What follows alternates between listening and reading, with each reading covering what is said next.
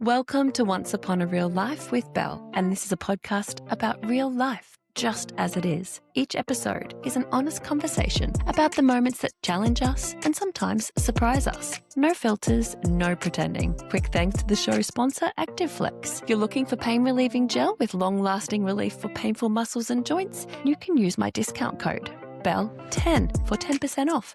Just visit alphasport.com.au. Let's begin today's episode. Today's guest has one of the most extraordinary and confronting jobs that you'll ever hear about. Bill Edgar is known around the world as the Coffin Confessor, a former private investigator who is hired by people nearing the end of their lives to do something remarkable: attend their funerals and speak on their behalf. At a moment when loved ones least expect it, Bill will stand up and deliver final messages, confessions, truths, and wishes that the deceased felt unable to share when they were alive. Sometimes these words might bring healing, sometimes they'll shock, and sometimes they completely change how a person is remembered. Behind this unusual role is a man with a deeply complex life story, one that includes trauma and homelessness, prison, redemption, and ultimately a profound understanding of human truth, regret, and forgiveness. Today we're talking about death, but even more than that, we're talking about life, legacy, and what happens when people finally tell the truth, when it's too late to take it back. This is the story of Bill Edgar, the Coffin Confessor. Welcome. Thank you. Thank you so much for having me. That's a great intro. Oh, you like that? Yeah, it's pretty cool. Beautiful. Yeah. So we'll start with a little bit about you. When people hear the title, The Coffin Confessor, they'll be instantly intrigued. But before we get into that, who were you before the role existed? Who was Little Bill? A fighter. A fighter, someone that fought to stay alive, somebody that had the worst childhood imaginable. My dreams would probably haunt your nightmares. But at the same time, I was a kid and a person that just never give up and always fought for the underdog. And I was the underdog, so I just kept fighting until eventually through life, I used to always believe in karma. Same. But then later on in life, I became karma. So that was pretty cool, and it's something that I've held dearly, and it's something that I do in a way that's obviously, I mean, there's laws and boundaries and all that, but and I don't overstep them, but I do walk a very fine line. Yeah. Were you a Brisbane boy? Gold Coast, yeah. Lived with family? Well, I was abused by family and lived on the streets from the age of 14. Yeah. And that's where, you end up doing all sorts of things on the street. Did you find your people on the streets? No, I didn't want to be those people. I wanted nothing to do with them. I just, I was a very strange street kid. I slept in shopping centres. I slept in, places like movie theatres. I never actually, sleeping on the streets it can be, I don't know, sometimes you just can't dig your way out of that. So I never even thought of, sleeping on a street, so to speak. I always found somewhere safe to stay. And I always went behind shops and bakeries and that and asked if I could help, work, and they'd feed me, which was really nice. Half the time I didn't have to work or do jobs. So I was well looked after on the streets by people that really cared. And it was those people that cared that just helped me, keep going and do what I did. So not only were you a fighter, but you were smart. That is smart, finding somewhere safe, not getting in a gang, right? Because absolutely. It's easy to find people that would take you in. For sure. But the fact, like a movie theatre, you're comfortable, so you're not sleeping too rough. You're sleeping rough, of course, but you're safe. Absolutely. You've got a comfortable seat. Yep. Wow, that's clever. Yeah. They never busted you in there? A couple of times I might have been busted in certain places. And would they just boot you out, or would they call the police? No, back then they'd just boot you out, and if the police came, they'd kick you up the arse and tell you to get lost, There was nothing. No help. No help. But there was nothing sinister either in the way that, not until a bit later on in life, and it was at the age of, I think I was 15, I was nearly 16, and I was so wanting to be around kids that I stole a school uniform and just jumped a fence of the school and went in and said I was a new kid. I introduced myself to the teacher and I became a student at that school. And for 6 months, I'd be at that school and I'd go every day and I'd eat people's lunches because I was so hungry and they weren't eating. Kids just didn't eat their lunches. They'd throw it away, but I'd eat. And that's where I ate. And I met this girl at the school. The very first day I walked into this classroom, this girl turned around to her friends and she said, I'm going to marry that boy one day. And she really did. 41 years later, we've been together and it's been, it's incredible. Incredible story. Yeah. Shit, I've got so many questions. The school didn't do an enrollment? They just accepted you? The school found out 6 months later that I wasn't. Notice? No, they didn't notice. So the classroom teachers would just add you to the roll, Yes, like with a pen, exactly. and didn't in question admissions? Correct. Yeah, that's right. Yeah. So I was there for 6 State months. school? It was a state school, a state high school, and I was there for 6 months before they realised who I was, and the headmaster come and saw me and said, "Look, you're not a student at the school. You've got to leave." Oh, I didn't even sad. try and keep you because No, because why you wouldn't he think call? so. Why wouldn't he call the child safety department? Yeah, I don't know back then if it was a thing where they just wanted to get rid of the person that was at the school. Like it wasn't a. Were you it's- troublemaking? No, I was a very good student in the way that I'm dyslexic, have been my whole life. Up until I was 30, I couldn't read, write, or spell. But I have a thing with numbers. I see things differently to people. So I was very good at mathematics. And I was always above average, but below average in a lot of, curriculum, but Yeah. above average in the way that I used to always say to kids, look, Sesame Street smart isn't close to street smart, so don't even think about it, So I had that attitude, So I wasn't a troublemaker as such. I was just hungry and needed to be around kids. And when this girl said that she liked me, and I was just like, nah, because I'd been abused my whole life since I was 7. And there was no chance of you knocking back on that door. It was unsafe to knock back on that door at home. Oh, yeah, you absolutely. could not do that. No, definitely not. Mum or No. Dad?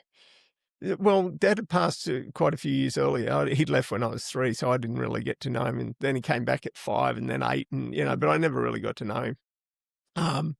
It was my mother that later on in life who I got out of her that she'd sacrificed me to her father as a sexual object so she could live in the house, and that was the way it was. And back in the 70s, 80s, the man was the breadwinner. Yeah. The women had nothing. They couldn't go to work, or if they did, they were, subjected to a She bit of felt like abuse that and was her only choice. So probably maybe you leaving, it was a relief to her. I thought as much, but no, she's a very cold, hard woman that just didn't care. She had a tough She life, didn't no care. probably. Yeah, she probably did. Yeah. And, that's her cross Were to you an bear. only child? No, And the other kids were okay? they were fine. Shit. Yeah. Bill. Yeah, so that's the cross she has to bear. Me, I've just moved on. There's nothing there. You're out of the school now. Did you retain those friends? Yes and no. Like through life, you sort of, you move on. My greatest friend's my wife. She was So my you retained girlfriend. her from the forever. minute the principal said out, Bill, William. From the minute she said she was going to marry me, it was It was on. destined. Yeah, I It was on. Yeah. And did her family know you? Eventually, they So- got to know me a few months later. Right. So did you have to stay in the theatres still? Yeah, I still. Well, what happened is living on the streets, you get to learn a lot of things and you get to meet a lot of people. And this one bloke I knew quite well, his nickname was Kermit, and he was a great guy. He really was. And Adult? Child? No, he was a child. Yeah. He was probably a year older than me.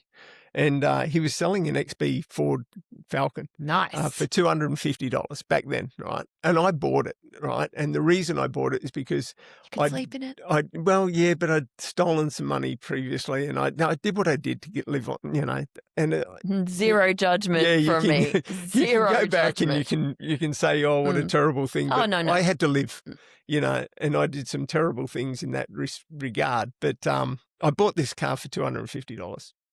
Now, I never had a license until I was 30 either, right? So I drove for years without any trouble, never ever getting caught. Bill, Not a problem. I taught myself to drive on the streets of Brisbane in There a you go. vehicle. I had no license. I had nobody to teach me to drive. Zero Exactly. judgment Yeah. again. Great. So I lived in that car, and I used to go down and pick my girlfriend up, and I used to wait out the front, and she'd say, "No, come and meet Mum and Dad," and that, and Just pause. I need to obviously, picture the XB. What colour?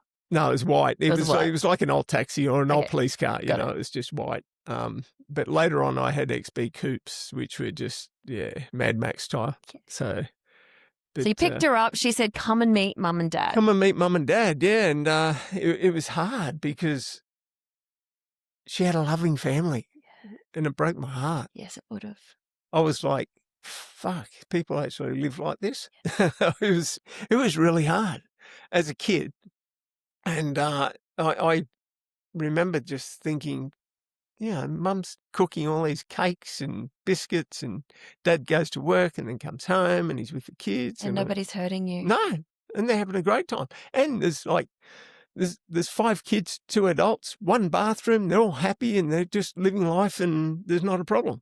So apart from breaking your heart looking at it, did it give you any other emotions? Did you feel jealousy? Did you feel, why me? Did you feel... Oh, no, inspired. It was inspired. Oh, inspiration, yeah. I never let anything get to me. I was gonna have what they had and more.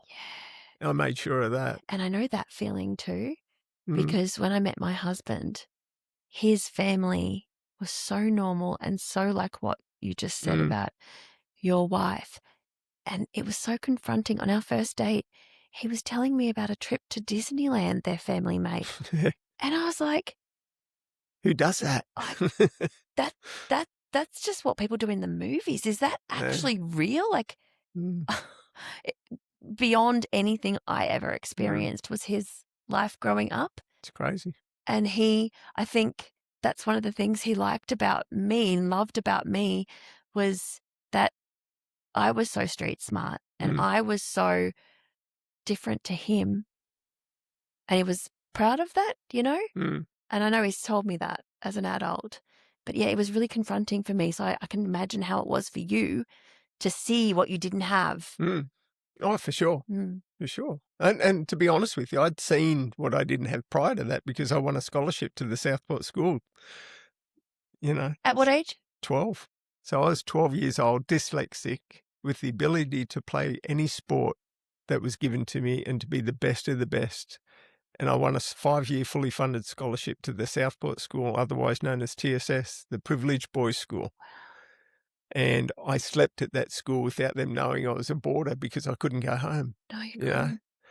And so when you left home, you left the school as well?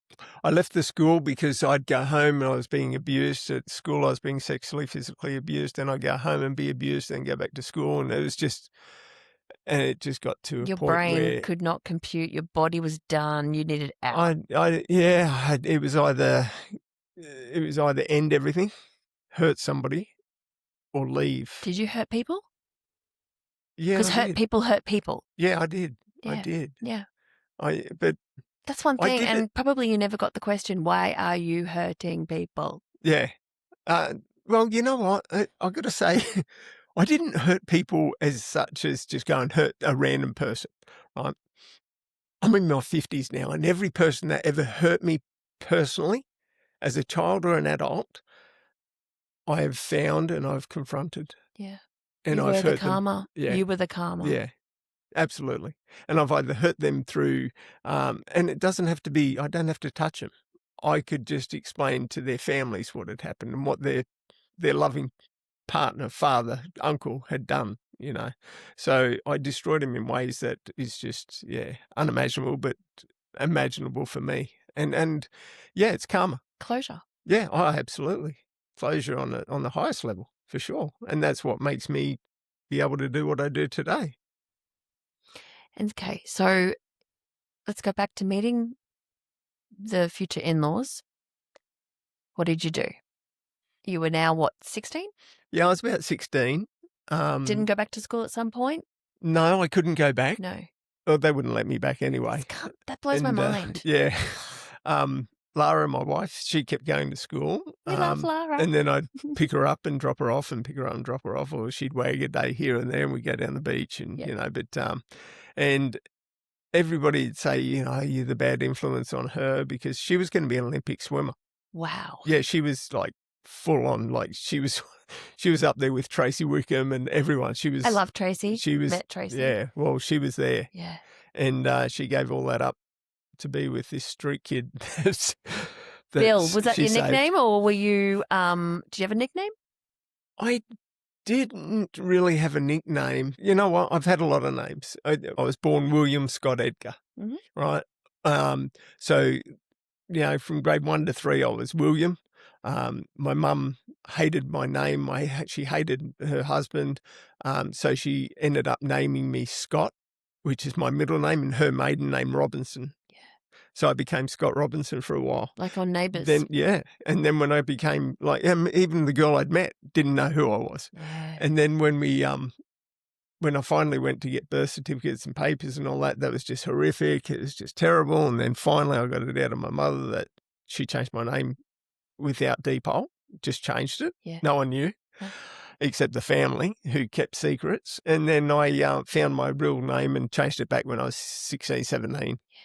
And I've lived this way since. So I've sort of had a lot of names. Like Robbo was one that people used to call me, but even that, it never stuck. I've always been a person that is independent. I have no friends today. I had no friends back then, but I have a multitude of people that I know and some I care for. Yeah. But I'm not a good friend because I always believe that you carry your own baggage. And I've got enough baggage with me, my wife, my children, my grandchildren now. I just can't carry anybody else's. I'm the best husband. So how can we have such a beautiful relationship with our wife but can't? Is it a barrier within you? You don't want a friend, best friend? It's trust. It's trust. She built that trust from the age of 14, 15. Yeah. I have no trust for anybody except her, and obviously my children and grandchildren. There's just there's no trust, and I've you've never been to the pub for a beer or out with a mate for fishing or No, I just don't do that. It's just not. It's not like we haven't done things with people, and I've had definitely not a hermit. No, I just don't. I cringe when I hear these ads on TV where you hear the football stars or the sports people and they go, "Don't let a mate drink and drive." Well, fuck, if your mate's drinking and driving, he's not a mate. Yeah. And then they go, "Take the keys off your mate if he's going to drink." Well, why bother? What, you're going to save your mate? He's a dickhead. You know what I mean? That's natural selection. Really they piss me off, those type of things. So I always say, look, I don't carry anybody's baggage. Yeah. I don't drink. I don't smoke. I don't have tattoos. I don't have any of that shit, despite being in jail and doing what I did. But even there, I was very independent. I made sure I didn't cross a line. I didn't join a gang. I didn't, but I have this ability to attract people. And it could be the most popular kid, the most popular person, and they gravitate towards me. And I'll talk to them, I'll be nice to them, we'll be kosher, everything's great. And then other people go, "Oh, you know him, he's a great mate. He tells me he's a friend of yours." Well, we met. You know what I mean?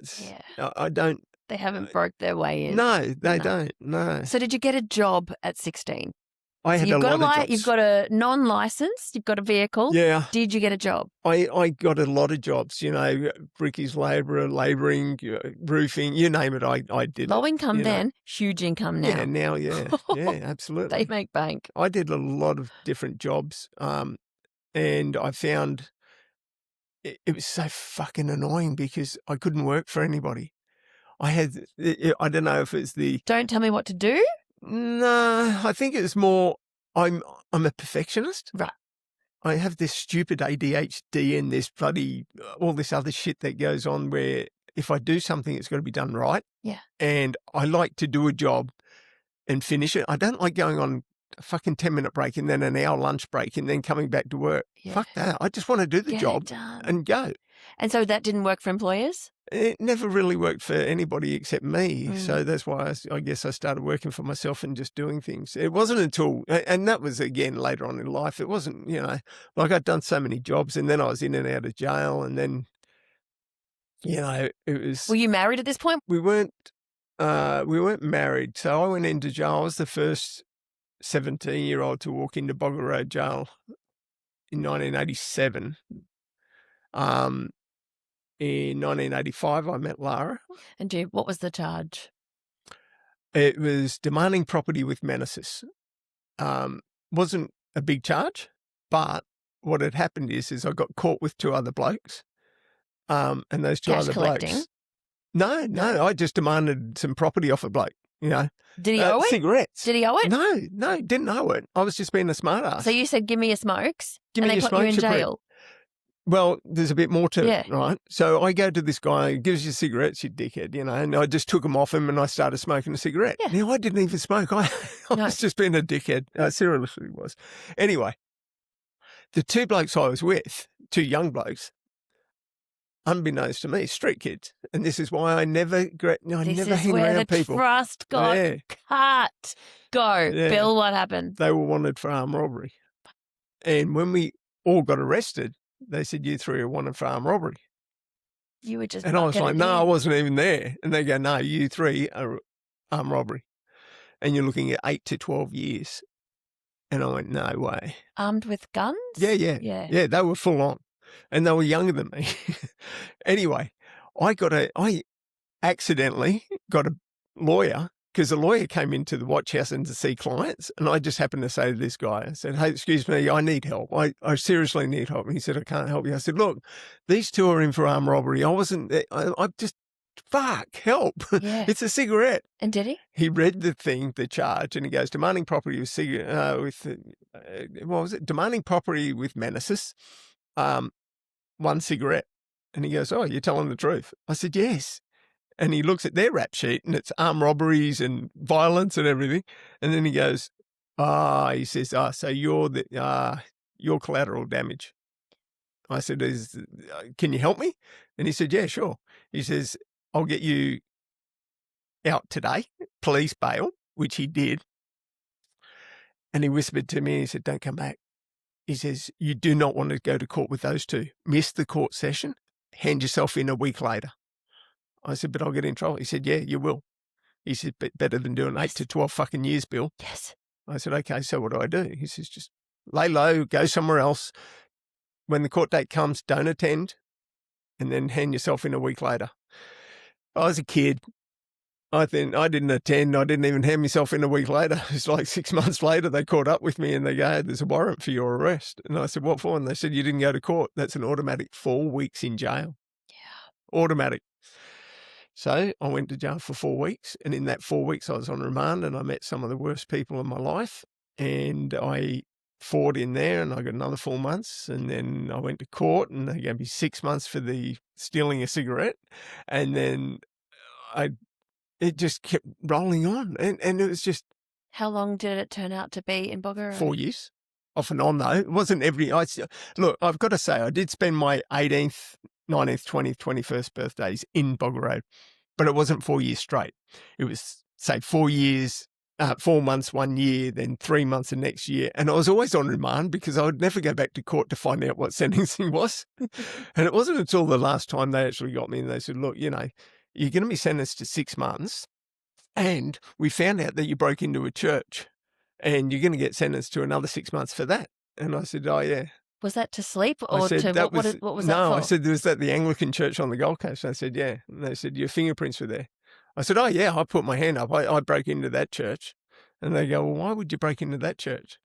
And I said, because the priest there was hiding the sexual abuse I was going through and he didn't help. So I thought, fuck it. So, and they said, well, what did you do? And I said, I drank all the wine. And they go, but for what reason? I said, I don't know. I was angry, just pissed off. I was a pissed off kid. I said, and that's what I did, I said, and you got 6 months for that? And they gave me 6 months, yeah, on top of that. But the judge at the time turned around and said, where do you live? I said, on the streets. He says, oh, we'll give you roof and clothing and a bit of food. In jail. And they gave me jail, in Bogger Road. Yeah. And did Lara visit you? Did Lara write Every you week. letters? Every week she'd come and visit me, and she'd She's still at school? She got pregnant. She was no, she was sort of working off and on and, Yeah. and sort of doing different things, and Yeah. she got pregnant, and the people I knew would say, "Run, she's pregnant, run." And I fucking love this girl. I'm not why running. would I Why run? am I going to run? Where am I going to run to? I'm in fucking Bogger Road anyway. But she'd come and visit me, and it was a fucking nightmare. I used to just look at her and think, "Why are you here?" Or as much as I So you wanted tried her to here, push? no, You I didn't wanted try her. and push her away, no. I didn't want to push her away because I loved her so much, but I needed her and I craved her. But then this screw in jail, this guy that he came up to me and he says, nice girl you got there. I'm just going to go over and see if she wants to go out for dinner tonight. He said, I might fuck her while I'm there.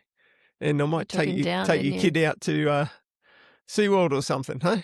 And so that didn't end too well for me either. How long did you get for that? I didn't get extra time. I got solitary and a few things that happened. Did he get some bruises? Yeah, not a lot. Not a lot. But, it was that stage that I was put into what they call, I was 17. So I was always going to be protected in a certain way. But what they didn't realise, and what I didn't realise, is that they put me into a yard with prisoners that were protected for being child sexual abusers. And a guy came up to me and he said, Billy. I said, yeah, mate. And he goes, do you know where you are? I said, yeah, I'm fucking Bogger Road. I said, duh. He goes, no, do you know where you are? I said, no. I said, what's going on? He says, this is where you are. He says, you might be 17, but you got to tell the head screw to get you out of there. You can't be in there. And he told me what was happening. Then this other guy came up and he had a nickname, Fly Spray or Peebo or something, and he'd say to me, you don't come out of this yard until you bash that bloke over there. If you don't bash that bloke over there, you're going to get raped. And I'll be like, fucking hell, who's that bloke over there? He's just sitting there. Why would I go and bash him? And they said, oh, that's Dave Moore, the police officer that was with Agro that abused the kids. He used to do Stranger Danger with Jackie McDonald on television. And I went, oh, fuck. And he was a molester. Yeah. They said, you got to go bash him. If you don't bash him, you're not getting out. So I bashed him. And I got out, and then and that was my whole life in jail was you got to do this, you got to do that, and if you don't do it, and I became so fixated on hating pedophiles and abusers that one screw come to me and he said, you got to stop doing what you're doing or you're never going to leave here, ever. And I thought, he said, you got to be a better man, Bill. You've got to be a better man. You might have been hurt and all that, but you can't blame the world, And I thought, well. And then one bloke come up to me. Teddy, his name was. He'd only been doing 12 months. 12 months, and he killed somebody in jail. And now he's doing like 20 years. And I'm like, fuck. So it really got to me. At least that one officer said to you, this ends now. Yeah, absolutely. Yeah, his words cut me to the bone because he said, you will never leave here. This will be your life. And how old was your child at this point? 1. Yeah. If 1. You were ready to get out. Was Lara still living with Mum and Dad? Lara was, and her sister off and on. So she drove from the Gold Coast to Bogger Road? Train. She trained it up. Yeah. With Bobby? Yeah. Yeah. And we'd sit in the room or the courtyard and with other families, and you just chat, and then it was just. Oh, I look back on it, I get so fucking frustrated and pissed off because I put her through that. But you know what? I told her, I said, one day things will change, and she said, "Oh, Mr. Potential," Yeah. But it did change. I promised her acreage. I promised her a window out of the kitchen looking at her horses. I promised her a lot of things, and I fulfilled every one of them. So, Okay, so you get out, you're 18? 19. You jump on a train with Lara back to the Gold Coast? Well, no, I get out of prison. Lara's mum dies on a Sunday. I'm the first prisoner to be let out on a Sunday. I'm standing out front of Bogger Road, and the screw that told me to be a better man, come and saw me on my way out. And he said, Don't want to see you back here, mate. basically, he said that, but the front gate, this story still resonates with people. So it's quite, some people tell this story and I go, oh, wow, that's a cool story. But it was actually me. So what I did is I stood out front of Bogger Road and I took my shoes off and I placed them beside the gates and I walked down Bogger Road with my bare socks. Nothing else, just walked.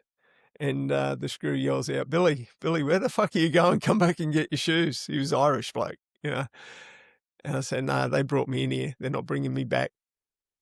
And I never went back. So that was it.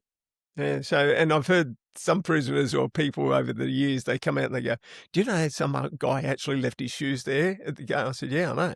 It's you. I said, that was me. And you know what else I did? Those shoes, those actual shoes were taken off me on the first day I entered Bogger Road. A bloke came up to me and said, give me your shoes. If you don't give me, you're going to get raped. And the bloke beside me punched him out, near killed this bloke, and then said, no, give me your shoes. I'll look after them until you're ready to go. And he did.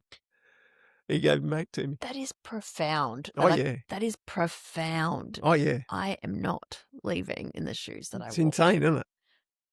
I know. So then you and Lara, where did you go? Look, Lara and I,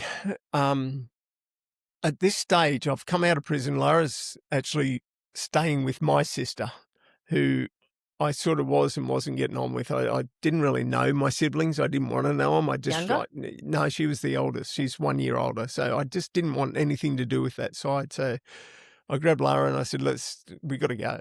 And she said, look, my brother's got a place out, a place called Canagra. And he's looking for help in that. And I said, look, great, we go out there. So we went out there and we were there for about 8 months. Lara got a job there and I was doing little bits of work, fencing and doing stuff. And I said, no, this is no good. We got to go. We got to start afresh. And so Lara and I got in her little Datsun and Joshua, our son, and we just traveled. We went up to Airlie Beach, started a whole new life. And, we were up there and every time I took a step forward, I'd take 2 steps back because something had fucking happened or something just stopped me from moving forward or getting better or making it ahead. And the most profound moment in my whole life came. It was 2 days before Christmas. We had enough money for nappies or milk. And we're walking up this shopping centre called Denham's. That was the name of the shopping centre. I'll never forget it. It's in Cannonvale. And I'm playing with my son and we're walking up the aisle knowing that we've got no money and looking at all the shopping carts with people's Christmas, goodies in it. And I look behind me and there's Lara. She's just sitting in the middle of the aisle, sitting. And she's bawling. And I just looked at her and I went, never again. Never again. And that was the day that things changed, and I just went out and I just did anything I could. Every job I could do, I did. I worked 10 times harder than anybody. I tried to, get us better, got us a nicer car, got us a nice place to stay, just did so many different things and really, really lived, as hard as I could. But even that knocked me back because I just couldn't get that. You can be a brickies labourer, you can be a brickie, you can be a roofer, you can be a tiler, you can be a worker, and you can work your guts out as hard as you can. But something stops you from going to the next level, or something says that you are good at something, you've just got to find it. And Lara used to always say to me, and it pissed me off so much, she'd say, it'll come. You are gifted. And there is something there. We all have a gift, and you have a gift. It will come. And I'd go, fuck your gift. I've got no gift. I'd be like so frustrated. She could see it. Yeah, she could see it. She could feel it and everything. And I'd just be so pissed off. And then we'd split up and get back together and split up and get back together because it just wasn't working. Things weren't working. And then she got pregnant again. This podcast is supported by our friends at ActiveFlex, the Australian pain-relieving gel designed for long-lasting relief for painful muscles and joints. Always read the label and follow the directions for use. If your symptoms persist, please seek advice from a healthcare professional. You can shop online at alphasport.com.au and use my special code, BEL10, BEL10. And that's just a little special code for you as a listener of the podcast, using the discount code at alphasport.com.au. And I was happy. She was happy. Everything was going okay. And I was fucking working and doing what we were doing. And then it just imploded at Airlie Beach. Everything imploded. Back then, there was a thing called the airline strike. Australia had an airline strike. The whole place closed down. There was no work. There was nothing. No one comes to Airlie Beach because they were flying into Hamilton Island or Proserpine. The whole place closed down.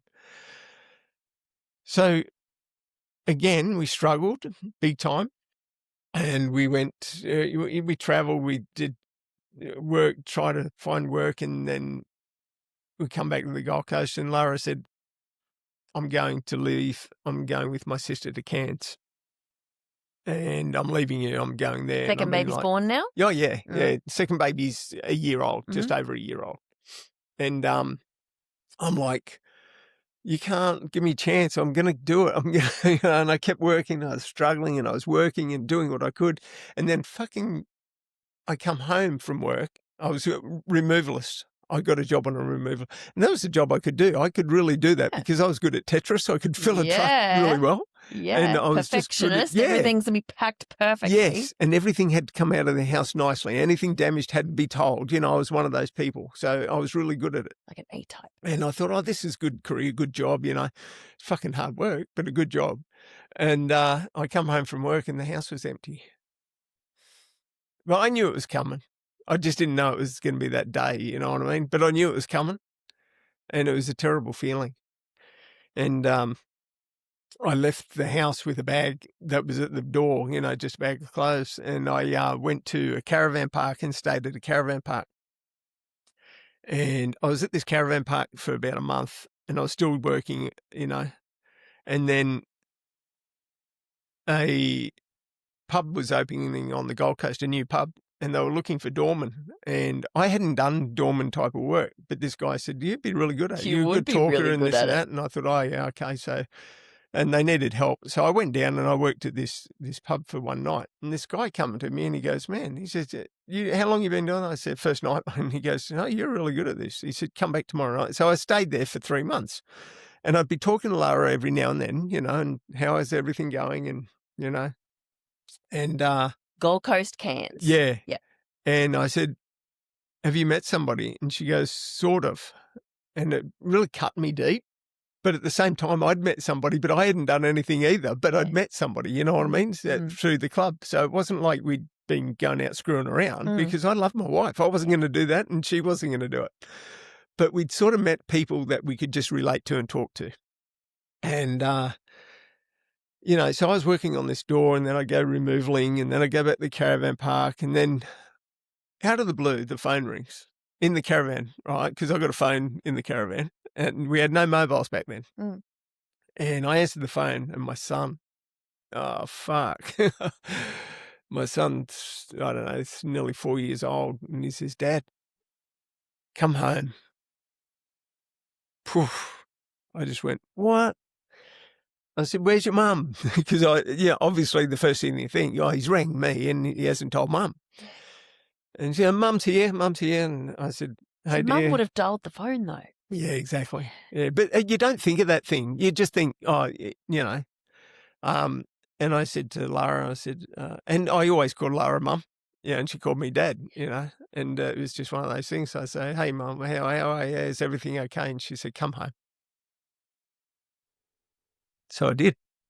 Got on a plane to Cairns. No, I bought an old car from the car yard and I drove up there and it broke down. You thrashed it. It broke down like 5 Ks out of Cairns. Oh, my God. But I got all the way. Yeah. And as I was going to Cairns, I'd stop at servos and places, I'd have a sleep in the car and then I got to Cairns and this guy, this first bloke I met in Cairns, he says to me, I was at a service station. He goes, "Oh, what do you do for work?" And I said, "Oh, I'm looking for door work." And he goes, "Door work at a nightclub?" And I said, "Yeah, mate." And he goes, "Mate," he says, "you want to work at the best nightclub in Cairns?" He says, "I don't know if you'll get a job, but it's called the Playpen International. It's the biggest nightclub in the Southern Hemisphere that has the bands. Everybody goes there and it rocks. It's the best club ever." And so before I went and saw Lara, right, I went and drove past this nightclub. It was massive. It was a beautiful nightclub, and it's, anyway, I knew where it was. So I thought, good, I'm going to go there tonight. So I go and see Lara. We have this beautiful celebration, Was your heart just Oh, like it was singing? insane. Insane. Yeah, it was insane. It was such a beautiful moment, It was the best. And we ended up, getting back together and it was just such a beautiful moment. And it was just so heartwarming. And I said to Lara, I said, "Look, I have a potential job." And she goes, "What? You've set up a job?" I said, "Well, yes." I hadn't set it up, but I knew where I was heading. And it was about 6:30 in the evening in Cairns. It's hot. It's a fucking hot place. Yeah. Humid as all fuck. Muggy. Oh, yeah. Muggy. And at 6:30, I get to this nightclub and there's a ladder.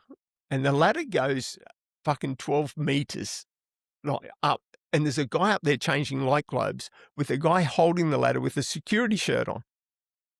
And it's high, it's fucking high. And I said to this guy, the security bloke, I said, "G'day, mate." And I park right out the front.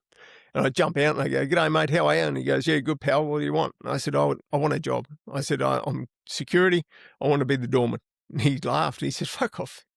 He says, "Not going to happen. Where'd you work?" I said, "Gold Coast, did this and this." And he goes, "Nah." He said, "Not going to work." I said, "Well, is there a manager or a boss here that I can speak to?" And he goes, "That's the boss up there." And I looked up and I said, "Hey, are you the boss?" And he goes, "Yeah." I said, "I need a job." And he goes, "What?" I said, "Doorman. I'll be the best doorman you ever had." And he goes, "No, I got one." I said, "Is it this guy here?" He goes, "Yeah." I said, "How about this?" I said, "I knock him out. You got nowhere to go. You give me a job." And he goes, "What?"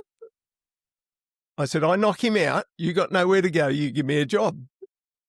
And the guy holding the ladder said, "So give it a go, mate." I said, "You can't let go of that ladder, pal. He'll die." And the guy up there looks down and he goes, "Don't you let go of that ladder." And he goes, "You be here at 7:30 with a white shirt and tie." I said, "No worries, see you then." And that's how it started. Yeah. That is brilliant. So did you work with that guy that held the letter? He quit that night. Why? He quit. He had his nose out of joint. He was really pissed off and he quit. Yeah. Mate, and all the you've other got the bouncers. gift. You have got there the was something. gift. There was something. I don't know what Lara it was. was right. Yeah. It'll come. Yeah. So I worked on that door for 3 or 4 years. And in that time, I ended up being asked to look after bodyguard for Midnight Oil, Jimmy Barnes, Hoodoo Gurus, quite a lot of bands, and I looked after quite a lot of people. While they were in Cairns? In Cairns, yeah. So Ken Doan, the artist, I looked after him whilst he was in Cairns, looking after his new shop that he opened. President Bill and Hillary Clinton, when they came to fly into Cairns, I looked after a gate and, looked after them when they were... Was that better money? The money was good, but it was more so just the getting my name out there and doing these things. And I had no idea that people would just ask me, "Do you want to do this gig? It's going to give you $300. And I go, "Yeah, no worries." Take and it. Then Did you have a weapon? Did you have a firearm? No, I never needed You had these anything ones. like. No, well, I never needed it. No. I had the gift of the gab. So what would you have done had someone accosted one of these bands? I'm good or at what I Hillary do. or Look, Bill? I learnt everything I learnt from jail. Yeah. So I'd already learnt the hard ropes and how to fight. The streets in jail taught me very well. They also gave me the gift of the gab to be able to get out of certain things. So I was very good. And I could get myself out of any trouble. And it sort of became a thing where I was well known. I got well known for doing these things. Then all of a sudden, the owner of the nightclub came in one night and he said, "You're not a doorman." And I hadn't met the owner of the nightclub many times before. I'd sort of just said g'day now and then. And he said, "You're not a doorman." He says, "You can finish off at the door." And I thought he was sacking me. He says, "I'd like you to run the club." Wow. So I ran the club for the next 4 years. So I was there eight years.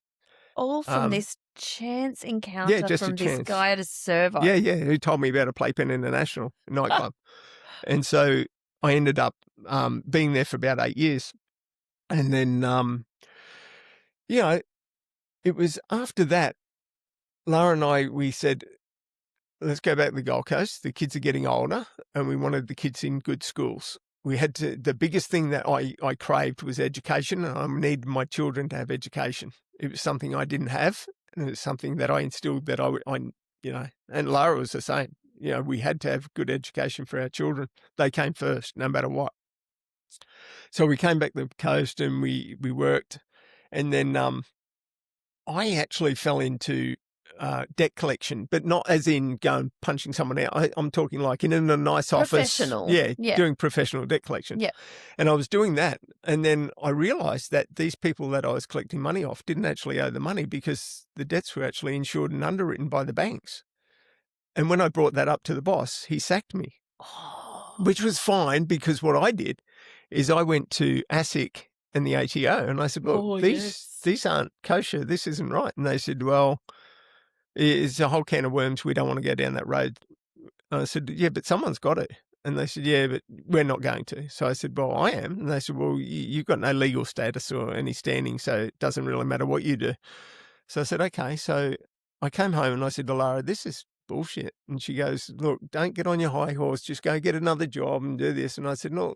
I said, I understand what you're saying, but there's something here. And I'm good with numbers for some reason. And also the underdog. You are battling for the underdog. Exactly. Far out. So I went and did this course to be a private investigator. And I'm dyslexic, I'm finding it hard to do this course, but I'm getting there. I'm getting through it. And then I meet the guy that's running the course and I say, man, I'm doing it. I'm getting there. It's going to take me a bit longer than normal people. And he says, no worries. Anyway, in 2008, I become a private investigator. And he goes, right, great, that's excellent. Now you can do insurance work. I went, no. And he goes, well, you can go follow people or look after it. No, fuck that. I've done that. Don't want to do that. And he goes, what are you going to do? Finance. He said, what do you mean? I said, I'm going into debt collection. He said, what? I said, I'm going to have freedom from debt collectors. So I said, I'm going to fuck the debt collection companies. And he said, how? And I told him, I explained it to him, and he says, good luck. And so for 10 years, I exposed the debt collection industry, and I saved thousands, hundreds of thousands of people from paying their debts through a company that I set up called Freedom from Debt Collectors, which still operates today. People just go on, they go, oh, that's how I can do it. That's how I get out of debt. That's, which is really cool. Did you sell that? Did you sell that business? No, I still got it. It still runs in the background. I just let it run. It's just one of those things that it's an educational tool that people read and they find out that the debt. What the laws are. Yeah, exactly. Yeah. It's the law that they set. Yeah. I just say to the people, use the laws that they set against them. Yes. They said that the debt has been sold to a third party. If it's been sold to a third party, how did that first party get the insurance money for the debt? And if they did, then the debt should have been written off, correct? So selling a debt that's been written off is against the law. That's so just the double banks, dipping, right? Exactly, yeah. So the banks and the collection agencies would close me down or send me to ASIC themselves, and ASIC would say, well, we can't do anything. He's a private investigator. He knows what he's doing. And I fucking did. So I did that for 10 years, and that's when I fell into coffin confessing, because I was working for a guy that was dying. And he said to me, I'm thinking of doing my eulogy. I said, you should. And he says, yeah, I thought about it, but, the family won't play it once they view it. And I said as a joke, can always crash your funeral for you. That was it. So that day I became the coffin confessor. That blows me away. So you've got a guy. Are you helping him with his debts?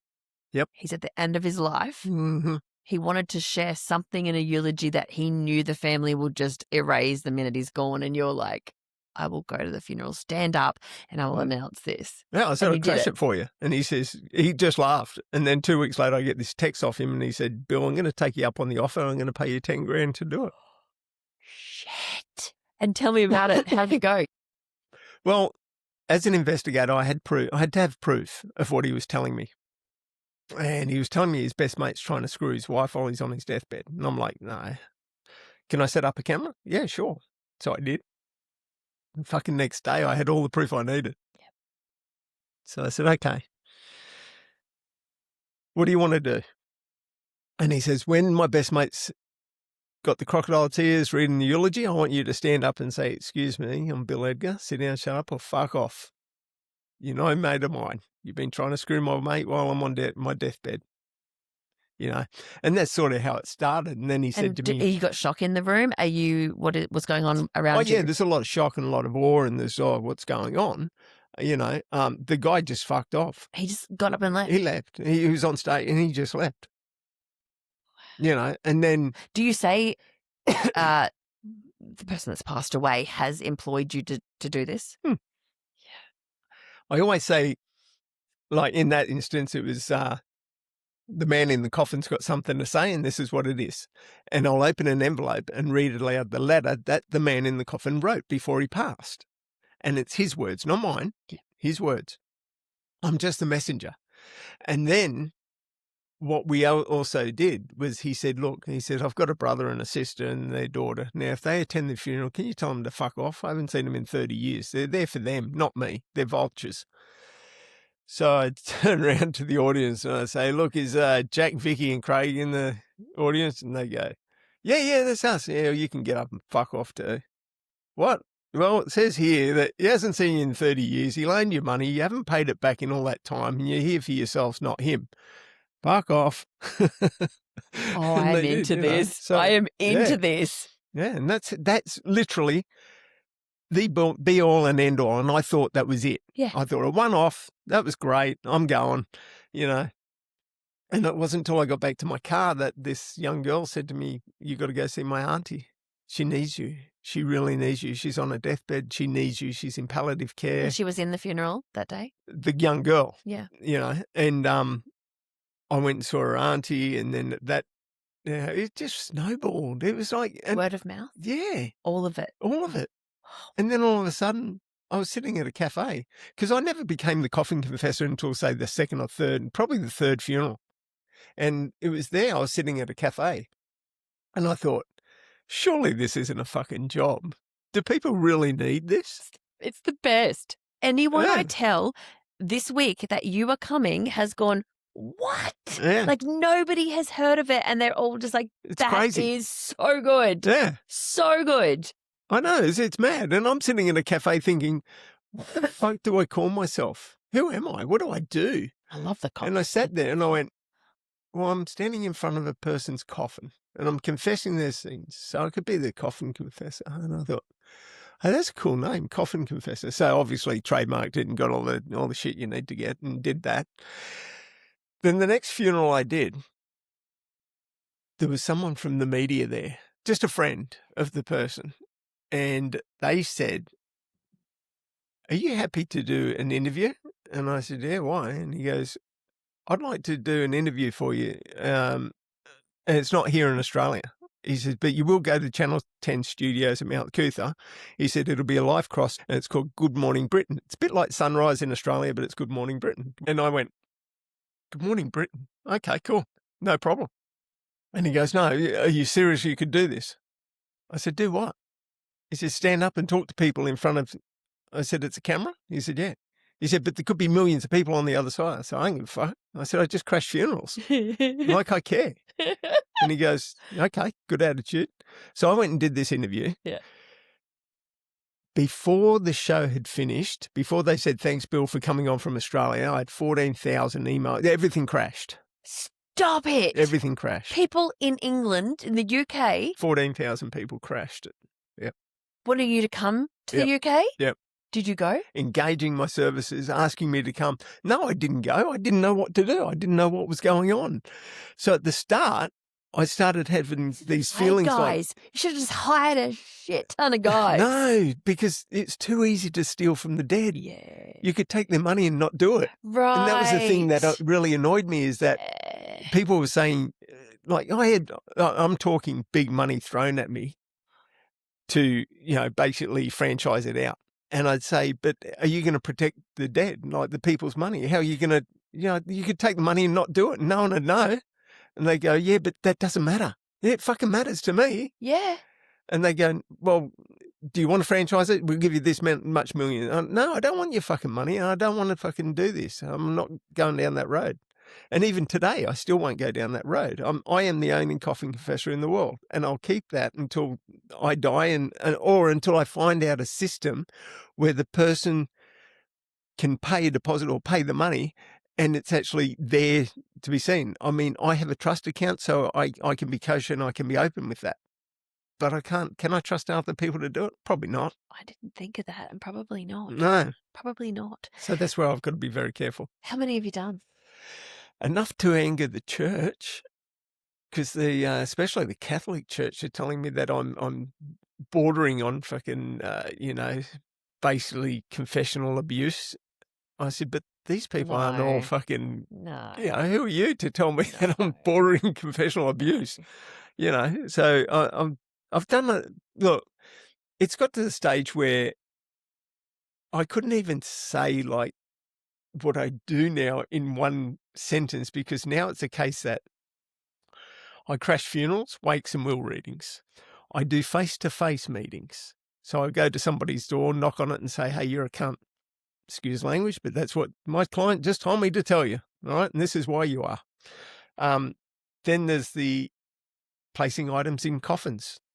Everybody wants their mobile phone to go with them. I don't know why, but they do. And that's what I do. Right. I wonder why. Well, I actually asked a lady and she said to me, it's not to phone anybody.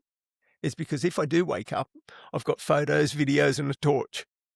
I thought, okay, fair enough. Call somebody and say I'm alive. Who knows? But everybody has their own things. I've gone to viewings and I've pinpricked the body because the man was petrified of being buried or cremated alive. Right. I didn't know that was a thing. Paid to pinprick? Yeah. Paid to? Oh, yeah. Yeah. Yeah, for sure. Yeah. He said to me, he said, look, he said, when I die, I need you to come to the viewing and make sure I'm fucking dead, because my biggest fear in life is being cremated alive. Right. A lady said her biggest fear was being buried alive. She said, punch me in the face. I'm not going to punch you in the face, but I will make sure you're dead. Yeah. She goes, by any means, I do not want to wake up 6 foot under. So people have those fears. So I do that as well. Now I'm delivering gifts from the afterlife. So people are hiring me and they're saying, look, I pass in another month or 6 weeks. When I die, a year from the day I die, can you please deliver this basket of gifts to my wife? She'll know exactly what to do with it. Or here's a letter. Can you send this to my wife on our anniversary? It's a round the world trip that I've been saving for and I never got chemo. Just tell her that I faked it because I didn't want to spend the money. I thought she did, use it better. The loving stories are just endless. Every person on the planet has a story. Every person on the planet has a skeleton in the closet. So it's just never ending. This is an unbelievable job that you have created. Mm. No one's copied you? People have tried and they've written to me or they've phoned me up and they said, look, we've started trying to do the Coffin Confessor in Canada. We can't seem to get it off the ground. What's the problem? Or we've got 1 or 2 clients that won't trust us with the money. How do we do it? You're not Bill Edgar. Exactly. Yeah, you can't do it. That's it. You haven't got it. I don't know what it is you got to have, but you haven't got it. And it's me. And that's it in a nutshell. So, and what does Lara think of this? At first, she's like everybody else. What the fuck? What are you doing? Then she starts to realize that people need it. Yeah. There's some people that really need this. Now she's at a stage where it's normal. It's just what Bill does. It's Bill's job. Yeah, it's just what Bill does. And the kids? The kids are the same. They're a bit, they see it, they hear it everywhere. And they're what is the it? same. Sit down, shut up, or fuck off. Yeah, exactly. And they'll hear that, and they'll say, "That will look, be on your tombstone if you choose to be buried." Oh, no, yeah, it'll be there somewhere, But the kids are fine with it. They're proud that I'm doing something for the underdog or the person that is being violated. And there's a lot of vultures in families. And it's those vultures that I love to be able to stand up and say, hey, excuse me, Terry laying in the coffin here, he thinks you're a bit of a prick because this is what you actually did. And people in the congregation, the ones that truly love that person, they already know. Yeah. They know the secrets. And is there laughing? Do you get laughing? There can be laughter and there can be sorrow and there can be some people that say, hey, sit down and shut up. Or when they do go to say that, a lot of the other people say, no way. We want to hear what our loved Keep one said. going. We want to hear what he said. What did Bruce have? Yeah, What else exactly. did Bruce have to say? And no one tries to kick you out? I've had like funeral directors come up and say, look, you can't do this. You can't be here. And I said, well, That's your client. Yeah, I can take the client with me. And they said, no, you can't. Well, I can. I have a signed agreement stating that if this doesn't go forward, I have another hearse out the front. I have another undertaker. He can be moved. It's his funeral, not yours. And it's all So you've got everything rock solid. Oh yeah, I record everything with my client. Everything with my client is recorded and documented, so that way I don't get in trouble and I can't be, accused of Has doing anybody anything. tried to sue you, put charges against you? They've tried to stop me from taking certain items from homes because I go and do home sweeps as well. So the person in hospital or palliative care will say, can you please go to my house and bring my will or bring monies or documents or get rid of certain items? And I've had a couple of people say, look, I've got sexual items. I don't want my kids finding it. Can you please get rid of them? Not a problem. So I'll do that. And I've had some people say, look, I'm calling the police, and I'll go call the police. But then I'll flip my phone and show them the video from their mum or dad saying, I've got the right to go in their home. I've got the key. I didn't break in, and I'm removing certain items. And they step back. Yeah, they have to. They really have to. And the police know that too, So if I'm, like I say, I walk a fine line, but it's a line that I won't cross, and I make sure that I can't be in any trouble. And when you were contacted by the Catholic Church, this is the Australian Catholic Church. This is not Vatican. This is just a priest from the Catholic Church said that I'm on borderline, confessional boundaries. I shouldn't be crossing those confessional boundaries. And I said to him, well, it's not all the people I deal with are Catholic, but those that are Catholic and come to me, obviously they have no trust in you guys, and I don't trust the church after what it did to me. So, really, it's just one of those things. And I've got to say that what I do isn't really a case for the church. What's the church do? Here's a confession and just says, oh, sorry, or walks away. Do some rosary count. Yeah, that's it. Whereas I actually fulfill their needs. If someone comes to me and says, hey, listen, I need my motorbike buried with me. Can you make sure that's done? I will make sure that's done. Not a problem. And obviously there are protocols and things. You can't bury certain things. So you can't bury anything with a coffin. But you can get away with it if you pay the right people. You get rid of all the oil, the gas, and do the right thing. There's things that can be done. People will say, I've got guns at home and I need them removed. Can you get rid of them? Well, yeah, but there's a buyback scheme, or there's police you can take the gun to, and this and that. And then they'll say, oh, I've done a crime.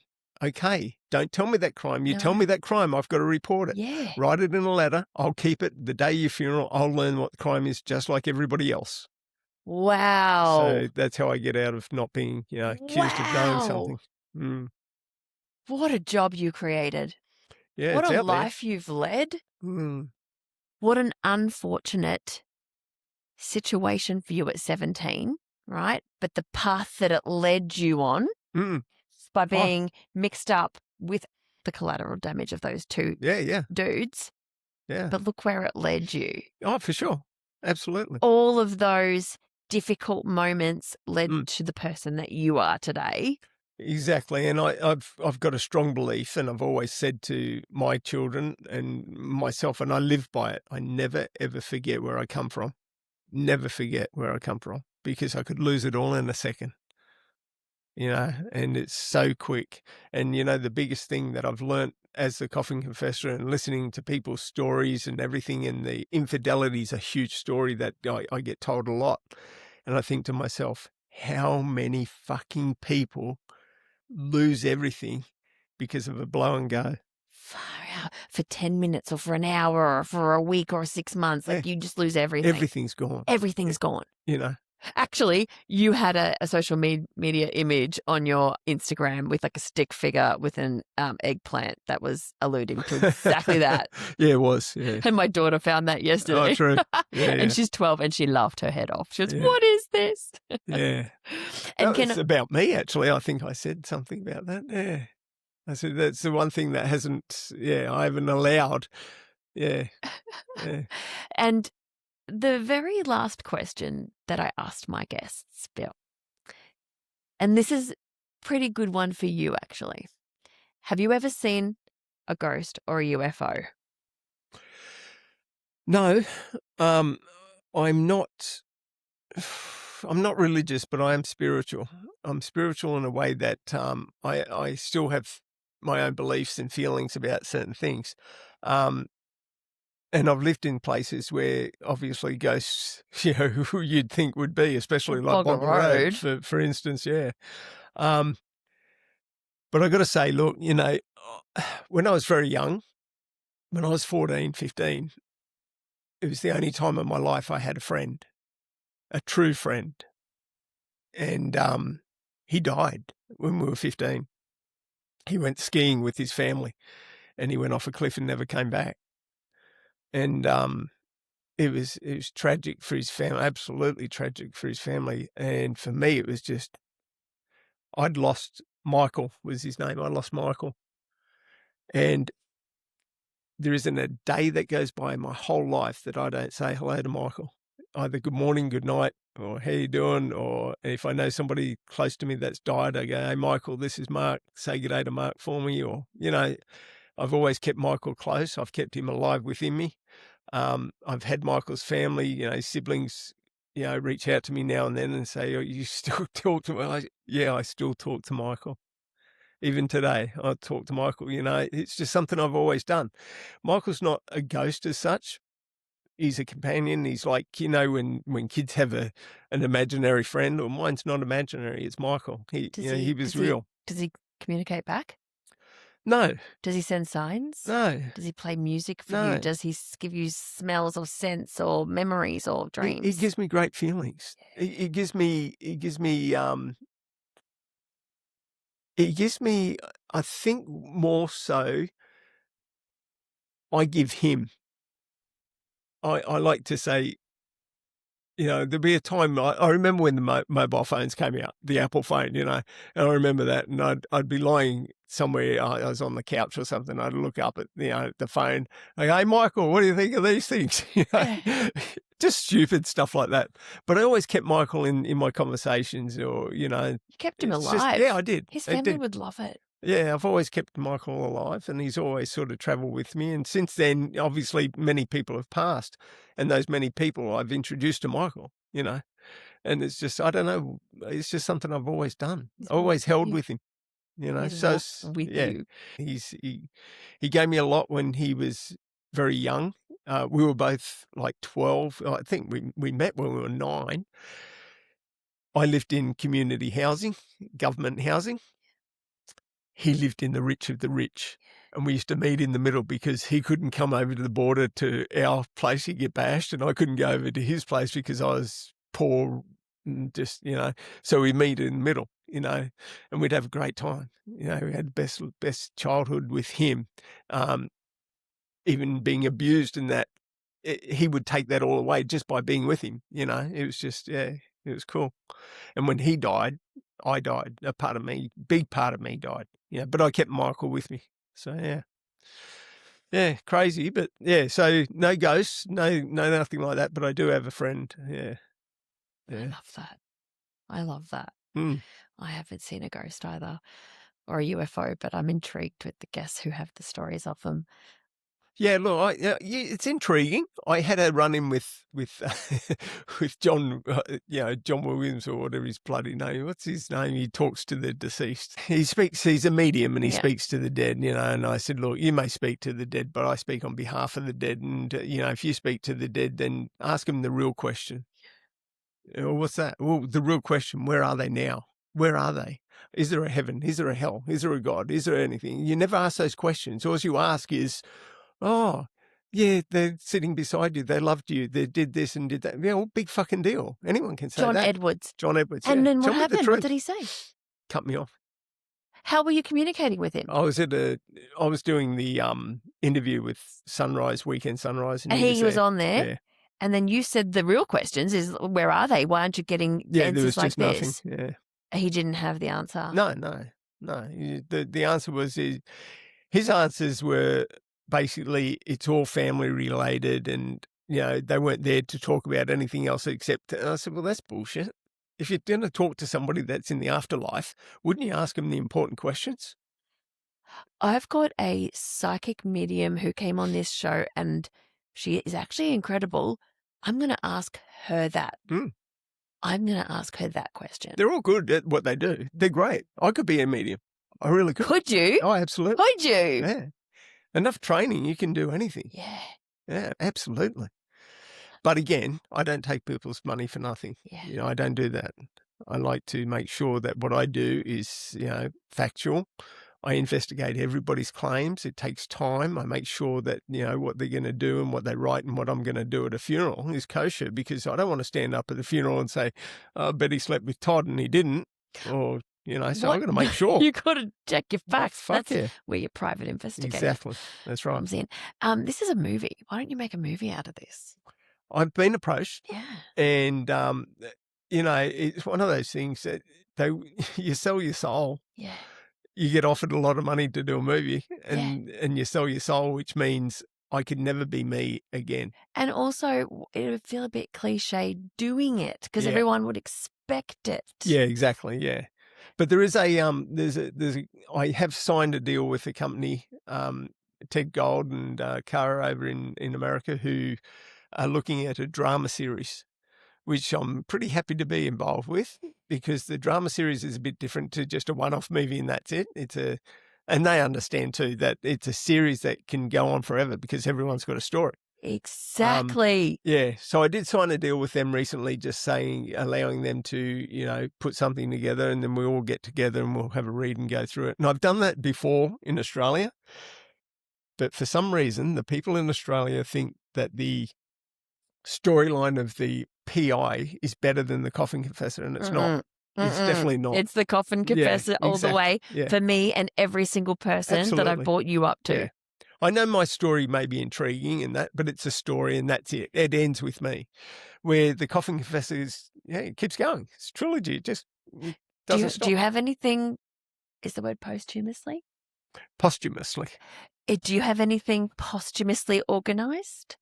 Don't tell me what it is. Yeah. Yeah, absolutely. Yeah. Look, I'm looking at holograms, doing it myself. Absolutely. Lara I'm will just be rolling her eyes when it happens. Yeah. And I'm also the same with, I say to people, I don't like burials. I really don't, because there's two reasons. One, when you pass somebody that's buried that you loved, you feel obligated to go see them. And it's an obligation that you have to. And if you don't, you feel guilty. So therefore, if you're cremated and you're spread in the ocean, you can speak to them anywhere in the world, which is where I'll be. So I don't like the burial sense. And the other thing I don't like with burials is the money, the ongoing money and how a funeral place and a cemetery can say, well, it's the cost of living that's putting the prices up. They're all fucking dead. They're dead. What do you mean the cost of living? What, to mow it or to look at? I mean, what the fuck? You know, my father is buried at Pinaroo Lawns, and he has been there since 1986. Mm-hmm. And the guilt that I feel for not visiting is enormous. It's enormous. And even the other day, I was in an op shop with my daughter, and I'm like, let's buy a really sturdy vase and some fake flowers and glue it to it, because I feel like he is just a loser. You go to his grave and he's just got nothing there. Nothing there. And I hate it. I hate it. I feel this guilt. So I know my mum purchased 4 spots in that grave. Yeah. I don't think I want to be in there. Yeah, I don't want my kids to feel that they have to go and see me, because my dad, I feel, is with me all day, every day. That's right. Like, you've got Michael. I feel like I've got my father. I don't talk to him, unfortunately. I should probably do that. But yeah, it's bare. And that's the thing, you know, people just feel guilt if they don't go to the cemetery. And it's just something I don't, Actually, you know what? I'll say it now. Cremate me, put me in a beautiful op shop vase, split me into 3 op shop vases, and all my children have to have me on a mantelpiece. Oh, true. Yeah, they have to. They have to. Oh, I did that with my dad. Did you? No, well, I didn't. What happened is the family that I met that I didn't know I had in Victoria said, these are your dad's ashes. And I put them on the shelf, and I left them there for years, then in the garage, and then I moved them around, then they're in a box. And for years, I forgot about them. Lara said, we were moving, and holy fuck. Yeah. There's dad's ashes. And she goes, what are you going to do with them? Fuck, I know what I'm going to do with them. I put them in like whiskey flasks. Yes. I bought 4 whiskey flasks, and I named each one Ash Traveller. And I put a little poem on each one, exactly the same poem. If you find me on a plane, train, or somewhere, please let the next person do the same. And I sent them all over the world. Oh! Yeah. So the Ash Traveller now travels the world, 4 of them. Yeah. No contact details? No. Wow. Do they know who the person is they're carrying? No. Ash Traveller. Yeah. That's insane. Yeah, pretty cool, isn't it? Oh, Bill, Yeah. thank you so much for speaking with me today. I could speak to you all day. Oh, it's been fun. One day, Been let's fun. go to Bogger Road together. Have you been back? Have you been back? No, I haven't. Would you go back? No, I left my shoes there. I can't go back. Can't go back. You won't go back. I No. love that. No. Don't go back. Thanks, Bill. No problem. Thank you so much for having me. Thanks for listening to Once Upon a Real Life with Belle. Don't forget to visit alphasport.com.au with your special discount code BELLE10 for 10% off Actiflex pain relieving gel. My name's Belle. See you on the next episode.